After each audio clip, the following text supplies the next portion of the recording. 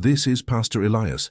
At the exact moment the two police officers mocked him, whispering loud enough for the front row to hear, he felt no anger.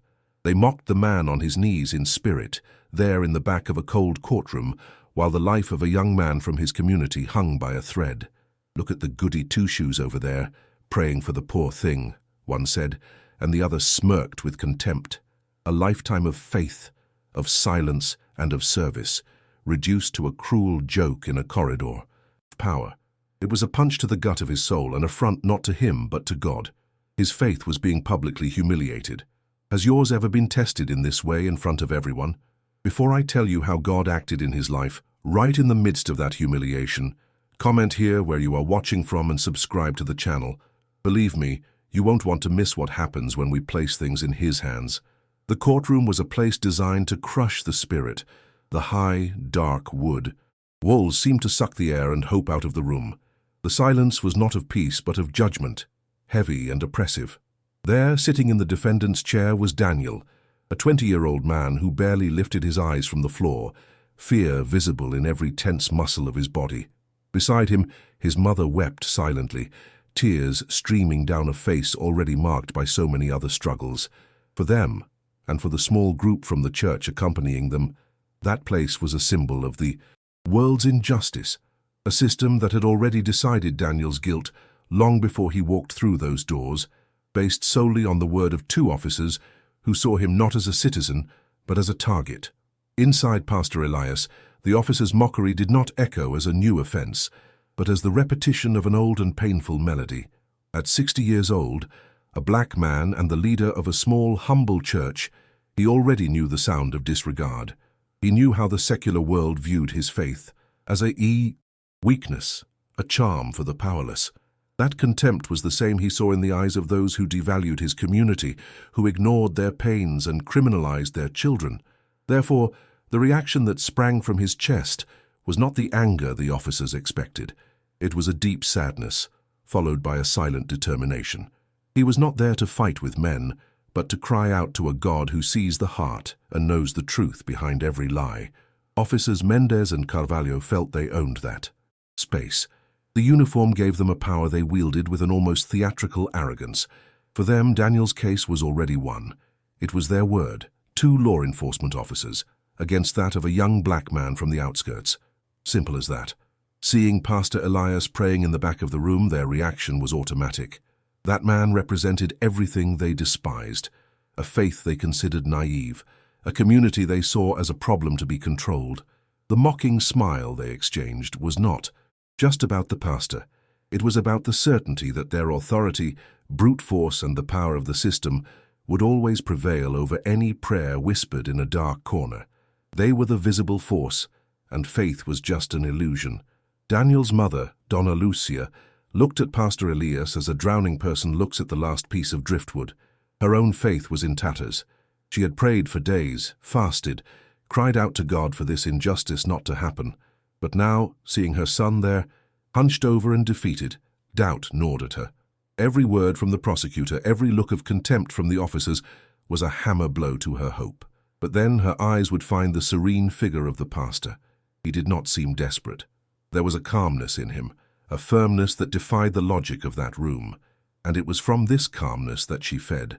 Lucia's faith was being sustained by the unwavering faith of that man who seemed to see something no one else there could see.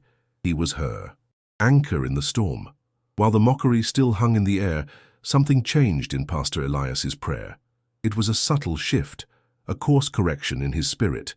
He heard the ridicule, felt the weight of the humiliation, but understood that responding to that provocation would be falling into a trap. His struggle was not carnal, so instead of continuing to ask only for Daniel's release, he lifted his thoughts in another direction. His eyes, previously closed, now discreetly fixed on the distant figure of Judge Afonso. His silent prayer became a plea for wisdom, for discernment. "Lord," he prayed in his heart, "do not harden this man's heart. Give him eyes to see beyond appearances, ears to hear the truth that is not being spoken." The battle had shifted its focus. The prosecutor spoke with a cold confidence, listing the facts from the police report as if they were absolute truths. He described Daniel not as a young man, but as an element, a suspect, using the system's language to dehumanize him and render him guilty even before the verdict. The air in the room grew thicker with each sentence. To most there, the narrative was convincing, logical. The pieces fit the puzzle the officers had assembled. Their story was clean, direct. Daniel's was confused, full of fear. It was the logic of the world against the hope of faith. And at that moment, logic seemed to be winning overwhelmingly, suffocating any glimpse of a miracle. The pastor felt this pressure, like a physical force trying to bend his knees. Officers Mendez and Carvalho, after their mockery, expected a reaction, a look of anger, a murmur of protest, perhaps even a confrontation after the hearing. But nothing came. The pastor remained exactly as he was, serene, focused, with a peace that seemed immune to the poison they had spewed. And this lack of reaction began to bother them in a way a shout never could. Pastor Elias's calmness was a mirror reflecting the ugliness of their arrogance. Why was he not shaken?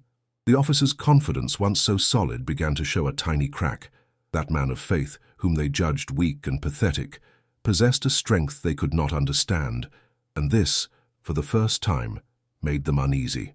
In his mind, Pastor Elias remembered a day many years ago when his father took him fishing. He was just a boy, impatient, wanting to catch the biggest fish. His father, a man of few words and much wisdom, told him, "Son, it's not the noise that attracts the fish, it's the right bait and the patience to wait. In the world, many shout to seem strong, but true strength learns to be silent and to trust in the right time." That memory came like a balm. In that courtroom, the officers were the men who shouted. They made noise with their authority, with their contempt. Elias, however, was silent, with his bait cast into the deep waters of faith, waiting with the patience his father had taught him, trusting that, at the right moment, God would act. Judge Afonso, seen from a distance, seemed the personification of indifference. A middle-aged man with a tired face, burdened by a pile of cases representing human dramas and tragedies. He leafed through the papers, made notes, his face a mask of professional neutrality. To Daniel's family and the officers, he was just the final authority, a bureaucrat of the judicial system.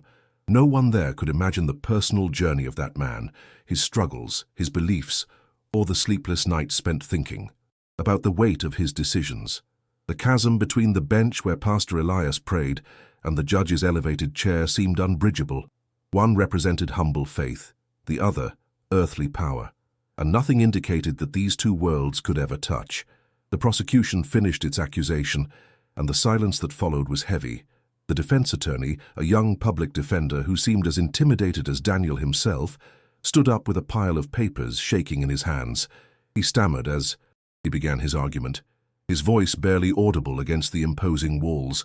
Pastor Elias felt a wave of despair coming from the bench where Daniel's mother sat. It was as if the last spark of hope was being extinguished by inexperience and fear. That lawyer was not a warrior. He was another victim of that room. Elias closed his eyes tighter. The spiritual battle he was waging there, in silence, seemed to be the only real defense young Daniel had at that moment. The sense of abandonment was almost palpable. Called to testify, Daniel walked to the witness stand with his shoulders hunched as if carrying the weight of the world. His voice, as he answered the first questions from his own lawyer, was a whisper. He looked at his own hands, at the floor, anywhere but at the face of the prosecutor or the judge. The truth was on his lips, but fear imprisoned it, making it come out disjointed, uncertain. Pastor Elias saw the young man's soul shrinking, being crushed by the formality and hostility of the environment. He was not an articulate criminal. He was a frightened boy, and his innocence in that context looked like weakness. Every hesitation, every stammered word, was another nail being hammered into his coffin. The real torture began on cross-examination. The prosecutor approached Daniel like a predator. He repeated questions, changed the order of words, used a tone of voice that insinuated every answer was a lie. "So you are saying that two decorated officers would risk their careers to frame you for no reason at all?" he asked with cutting sarcasm. Daniel, confused and cornered, began to contradict himself on irrelevant details, and the prosecutor exploited every small flaw. Across the room, Mendez and Carvalho watched with discreet smiles. The prosecutor's performance was validating their story, painting Daniel as a liar. Pastor Elias felt a sharp pain, as if every verbal blow to the young man was being struck against him. And then, at the height of Daniel's humiliation, something unexpected happened. Judge Afonso, who until then had seemed engrossed in his papers, raised his head. "Mr. Prosecutor," he said, his voice calm but firm, cutting through the air, "please, let's stick to the facts of the night in question, not hypotheses about the officers' careers." It was not a harsh rebuke, but it was enough to make the prosecutor take a step back, caught by surprise. It was the first time Judge Afonso had intervened in a way that wasn't purely procedural. To most, it might have been an insignificant detail, a mere procedural adjustment. But for Pastor Elias, who was watching with the sensitivity of one who prays, that was the first tremor, the first crack in the wall of indifference. Officers Mendez and Carvalho, who had been relaxed in their chairs, subtly straightened up. They exchanged a quick, almost imperceptible glance. The judge's intervention, however mild, broke the script they had in mind. Judge Afonso was known for being technical, for going by the book. That small departure from the script, that indirect defense of the defendant's right not to be intimidated, was an anomaly. Their arrogance didn't disappear, but a tiny seed of doubt was planted in their minds. Was the outcome of this hearing as guaranteed as they thought? The unwavering calm of the pastor in the back of the room, combined with the judge's attitude, began to form a combination that left them, for the first time, genuinely uncomfortable. For Pastor Elias, the judge's intervention was like hearing God's voice whispering in the storm, "Keep praying. I am here." A wave of warmth and strength ran through his body. He remembered a passage from the book of Isaiah he had read that morning. "He will bring justice to the oppressed and give a just verdict for the poor of the earth." His faith, once an act of stubborn resistance, was now filled with a renewed and active hope. He was not just asking, he was participating in a spiritual movement that was beginning to manifest on the physical plane. His prayer gained a new intensity, no longer of supplication, but of a deep certainty that divine justice would somehow find a way to prevail in that place. Hope, however, is a fragile flame. The defense attorney called a character witness, a neighbor of Daniel's, Donacida, a simple lady in slippers who had clearly never set foot in a courtroom before. She was terrified. In her testimony, she spoke of Daniel's good heart, of how he helped carry her groceries, but under the prosecutor's aggressive questioning, she became confused, mixed up dates, and seemed like just a neighbor trying to protect one of her own. The prosecutor dismissed her with a disdainful gesture, as if he had proven that Daniel's only support came from equally simple and unreliable people. The small victory of moments ago seemed to dissipate, and the shadow of conviction once again loomed over the room. For a final clarifying question, the defense attorney called Officer Mendez back to the witness stand. Confident, he sat down and answered the question with a clarity and firmness that brutally contrasted with Daniel's stammering testimony. Before leaving, his gaze swept the room and settled for a second on Pastor Elias. He didn't smile, but there was a glint of triumph and mockery in his eyes. It was a look that said, "So, goody two-shoes. See? Your praying is useless against facts, against the force of the law." It was a silent, direct provocation, a final blow to humiliate the faith he considered useless, a final challenge thrown in front of everyone to see if the man's faith would finally break. That look of contempt from Officer Mendez, instead of shaking Pastor Elias, had the opposite effect. He felt a sudden clarity. That trial was no longer just about Daniel. It was about the dignity of his community, about the validity of his faith in the face of a world that crushed and mocked them. He felt the weight of the gazes, from Donna Lucia and the other church members, all looking to him for a strength he sometimes didn't know where he got. His prayer deepened. It was no longer a request. It was a shield. He felt like a warrior in an invisible battle, protecting not only a young man but the very hope of his people. He surrendered completely, asking that God reveal himself, not for him, but for all those who believed in his power. The closing arguments began. The prosecutor, in his speech, painted Daniel as a danger, to society and the officers as heroes who maintained order. His words were strong, persuasive. The defense attorney, in turn, did what he could, but his argument sounded weak, almost like a plea for mercy. not a demand for justice. The room fell into a deathly silence, the tension almost unbearable. Donna Lucia held her breath, her eyes fixed on Judge Afonso, who remained impassive. All seemed lost.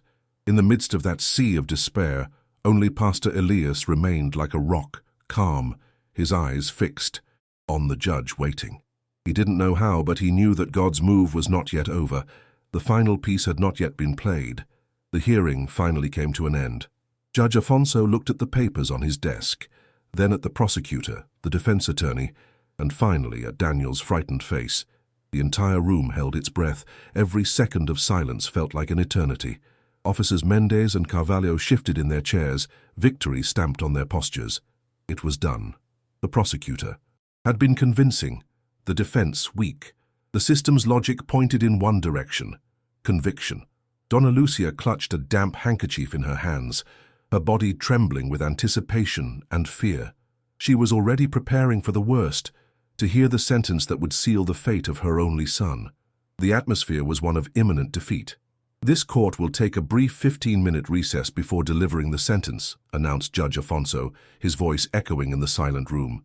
He struck the gavel, the dry, definitive sound making many flinch. 15 minutes. It was a postponement of pain, a prolongation of agony. The officers sighed, a little frustrated by the delay, but still confident. The prosecutor began to gather his papers. To everyone there, it was just a standard procedure, a time for the judge to organize his final thoughts before formalizing what already seemed obvious. No one expected that in those 15 minutes, the course of this entire story would change so drastically and unexpectedly. Time, which seemed to be running out, was in fact just beginning to work in favor of faith. As he rose, Judge Afonso did something out of protocol. Instead of heading directly to the door that led to his chambers, his eyes swept the audience. He did not look at the lawyers nor the police officers, not even at the defendant's family. His gaze passed over everyone and fixed with surprising intensity on the figure of Pastor Elias in the back of the room. For a moment, time seemed to stop. The expression on the judge's face, once tired and impersonal, transformed. There was a sudden gleam of recognition in it, almost of reverence. The pastor held his gaze, his calm intact, but his heart beating faster. He felt that this was the moment, the meeting of two worlds that no one there imagined were connected. Then, with a discreet gesture, almost imperceptible to anyone not paying attention, Judge Afonso inclined his head towards Pastor Elias. It was a subtle nod, a silent call, and the pastor, without hesitation, without looking to the sides, stood up and began to walk down the central aisle towards the door where the judge had exited. The silence in the room was now different. It was no longer of tension but of shock and confusion. Who was this black man who had been praying in the back of the room to be personally summoned by the judge? The logic of that environment, the hierarchy of power, had just been turned upside down before everyone's eyes. The invisible force of faith was beginning to manifest itself in a visible and unquestionable way. Officers Mendez and Carvalho froze. Their minds, which minutes before were celebrating an easy victory, now struggled to process what their eyes were seeing. The goody two-shoes, the target of their jokes, the man they had humiliated for his faith, was walking with impressive dignity to a private meeting with the highest authority in that courtroom. Their arrogance dissolved like smoke, replaced by an icy wave of panic. The color drained from their faces. They looked at each other, fear stamped in their eyes. In that instant, they understood. They understood that they had made a colossal mistake. They had underestimated the wrong man. Their mockery had not been directed at some random preacher from a neighborhood church. It had been directed at someone who had direct access to the judge. The hallway Pastor Elias walked down seemed the longest path of his life. Each step echoed in the perplexed silence of the room. He did not look at the officers, but he felt the weight of their gaze, now filled with dread. He did not look at Donna Lucia, but he felt the wave of hope and astonishment emanating from her. He walked not as an ordinary man, but as an ambassador of God in that place. His posture was not one of pride, but of a deep and serene humility, the same humility with which he prayed. As he passed through the door, the judge held open for him. He knew he was not entering the chambers of an earthly judge, but a space where divine justice was about to be served. In the judge's chambers, the atmosphere was different. There were books everywhere, not just law books, but philosophy and history. Judge Afonso closed the door and turned to the pastor, with a look that mixed respect and a certain weariness. "Pastor Elias," he said, his voice now personal, devoid of courtroom formality, "forgive me for not greeting you sooner. The pressure here, sometimes it blinds us." He paused, looking into the pastor's eyes. "I don't make any difficult decisions, any sentence that could change someone's life, without first speaking with you, or at least without remembering your words. You know that." The revelation fell upon the pastor with the force of a lightning bolt and the gentleness of a blessing. Elias remembered. He remembered the man who had appeared in his church 2 years earlier, in a suit, sitting in the back pew. A man with a heavy heart, searching for answers his profession did not provide. It was Judge Afonso. He had been coming discreetly once or twice a month, not as a judge, but as a man in search of peace and wisdom. He never formally identified himself, but the community knew him as Afonso. The pastor had counseled him, prayed with him, spoken of mercy, justice, and the weight of decisions.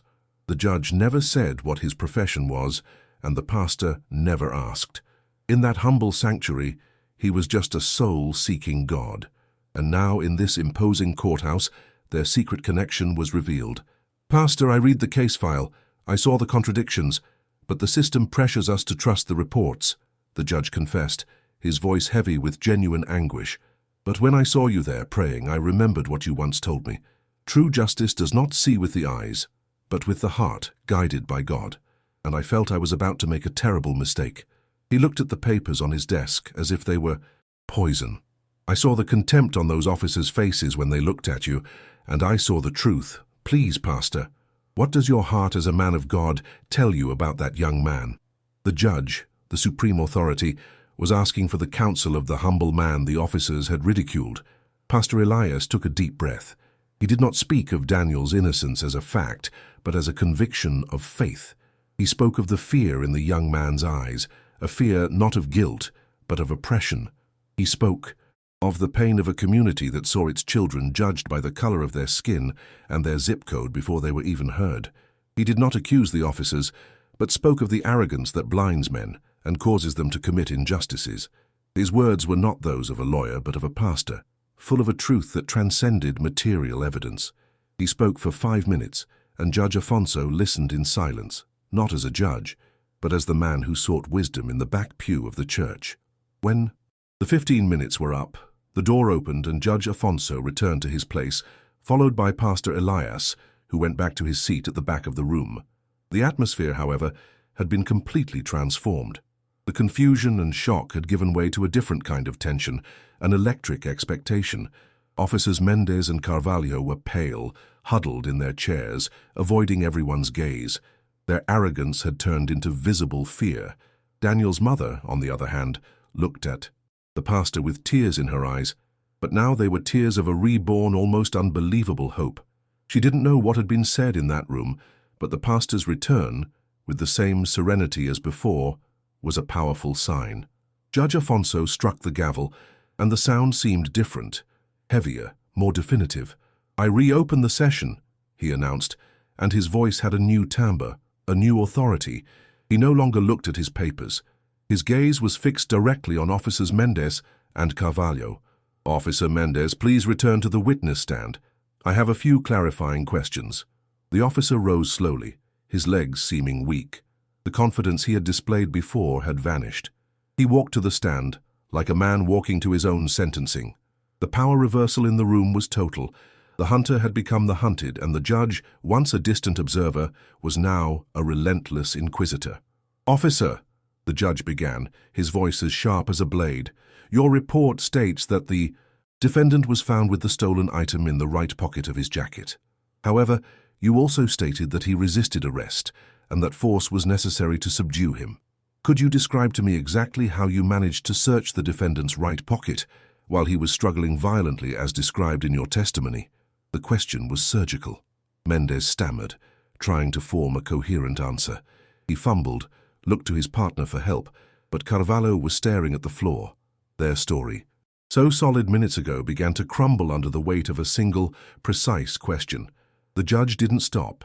He continued, pointing out one inconsistency after another: the exact time of the stop, the description of the location, the details of the chase. Each question revealed a new crack in the officer's narrative. What had once seemed irrefutable facts now sounded like a poorly rehearsed story. The prosecutor, sensing the drastic shift in the trial's direction, tried to intervene, but the judge silenced him with a look. He was no longer judging Daniel, he was exposing the farce. The officers, sweating profusely, contradicted each other, their lies becoming more and more obvious to everyone in the room. The mockery they had directed at Pastor Elias now turned against them, transforming them into pathetic and dishonest figures. Finally, after completely dismantling the officer's testimony, Judge Afonso turned to Daniel. "Young man, stand up." Daniel stood, still frightened, but now, with a glimmer of hope in his eyes. The judge looked at him, and for the first time, there was no indifference in his gaze, but something resembling a weary compassion. "Based on the grave and irreconcilable contradictions in the officer's testimony and the complete lack of credible evidence connecting you to the crime, this court declares you innocent of all charges." A loud sob of relief echoed in the room. It was Donna Lucia, who collapsed into tears of gratitude, hugging her son. Justice, which had seemed so distant, had arrived. But the judge was not finished. His gaze returned hard as stone to the police officers. "Additionally, I order the immediate opening of an internal investigation into the conduct of Officers Mendez and Carvalho, in this case with a recommendation for their preventive suspension from duty. The attempt to mislead this court and pervert the course of justice is an offense of the highest gravity." The gavel struck, not once, but 3 times. Each strike was a nail in the coffin of the career and arrogance of those 2 men. They were finished, humiliated, exposed, and defeated, not by a legal argument, but by the silent strength of a faith they had despised. The bill had come due, and God had collected it through the hand of a just man. The room erupted in murmurs and emotion. Daniel, free, cried while hugging his mother. The small church community stood up, celebrating with a restrained and reverent joy. All eyes turned to the back of the room, to Pastor Elias. He was not smiling. His eyes were closed, his head slightly bowed in a gesture of silent gratitude. His honor was not restored by words of defense, but by the action of the very justice he had cried out for. He didn't need to say anything. The entire scene was his testimony. To his community, he became living proof that faith, even when humiliated and despised, is the most powerful force in the universe. Officers Mendez and Carvalho left the courtroom under escort. Their faces were masks of shock and shame. As they passed through the corridor, they did not dare to lift their eyes.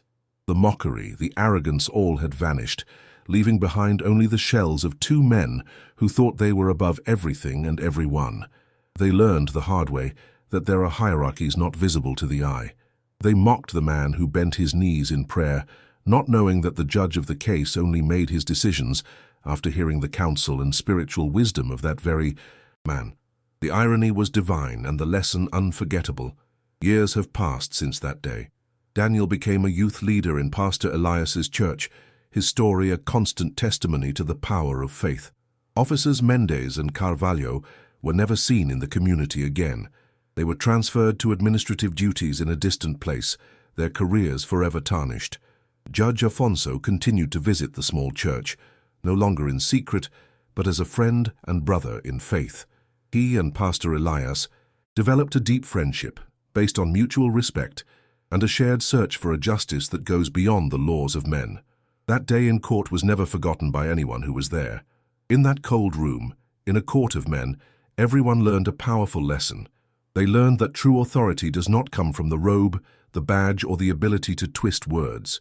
True authority, the force that truly moves the world and tips the scales of justice, comes from the silent, unwavering strength of a knee that bends in prayer. The power that transformed that hearing did not shout, did not threaten, did not impose itself. It simply prayed, waited, and trusted. And in the end, it proved that even when the whole world scoffs, the final word always belongs to God. For Daniel, the acquittal was more than freedom. It was the restoration of his dignity. He left that courtroom not as an ex-accused, but as someone who had seen God's hand acting in his life in an undeniable way. The fear that had paralyzed Him was replaced by a quiet courage, a faith forged in the fire of trial. He began to share his story with other young people in the community, not to talk about injustice, but to talk about hope, to show that even at rock bottom, when all doors seem closed, prayer is still the key that can turn the game around. Donna Lucia never doubted again. The faith that had almost shattered that day became her foundation. She looked at Pastor Elias no longer as an anchor, but as a beacon, a living example of what it means to trust God unconditionally. Her gratitude turned into service, and she became one of the pillars of the church, helping other mothers going through afflictions, offering not just a friendly shoulder, but the powerful testimony of what God did for her son. The pain of that trial was transformed into a ministry of comfort and hope. The entire community was strengthened. That event became a legend, told and retold, a landmark in the history of that small church. They understood that their strength was not in numbers or political power, but in the unity of their faith. They learned to face prejudice and injustice not with anger, but with the same strategy as Pastor Elias: knees on the ground and eyes on the heavens. Daniel's victory in court was not an isolated victory. It was a victory for everyone, a reminder that they were not alone in their struggles. Pastor Elias remained the same humble man he had always been. He never boasted about what happened, never used the event to promote himself. To him it was simply God being God. But something changed in how he was seen. The respect the community already had for him deepened into reverence. He was the man whose silent faith had inverted the power of a courtroom. His presence continued to be calm and reassuring, but now everyone knew the immense spiritual strength that resided behind that silence. He was proof that God's greatest warriors do not always carry swords, but hearts full of faith. If you know someone who needs their faith strengthened, please share this video. Don't forget to subscribe for more stories about how faith in God can move mountains. Thank you for listening.